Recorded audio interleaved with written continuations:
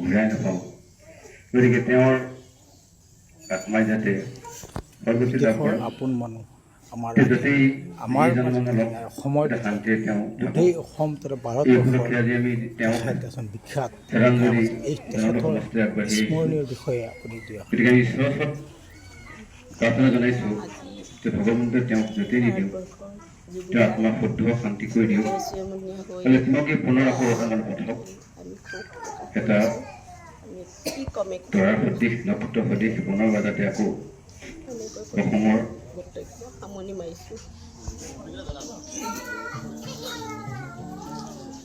আমি আজি আমাৰ অসমৰ তথা ভাৰতৰ এটা বিশ্ববিখ্যাত অসমৰ সন্তান মহান শিল্পী জুবিন গাৰ্গৰ যি প্ৰয়াত বিয়োগ ঘটিল তাত আমি অসমবাসী মৰ্মাহত হৈছোঁ। এনে এজন শিল্পী যে আমি পুনৰাই সঘনাই পাম সেইটো আমাৰ চিন্তা অতীত হৈ আছে।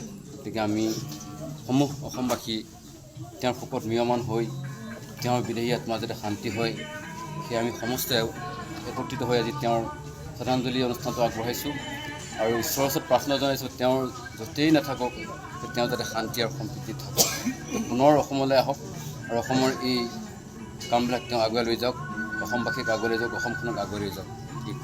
আজিৰ মুহূৰ্তত যি জুবিন গাৰ্গ অসমৰ এগৰাকী ৰত্ন আমি হেৰুৱাইছোঁ। কল্পনাই কৰিব পৰা নাই যে তেখেত আমাৰ মাজৰ পৰা বিদায় মাগিছে।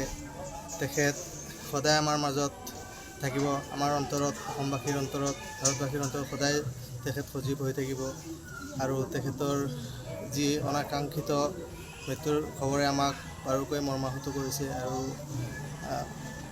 আমি তেখেতলৈ গভীৰ শ্ৰদ্ধাঞ্জলি জ্ঞাপন কৰিছোঁ আৰু তেখেতৰ বিদেহী আত্মাৰ চিৰশান্তিৰ বাবে আমি প্ৰাৰ্থনা কৰিছোঁ।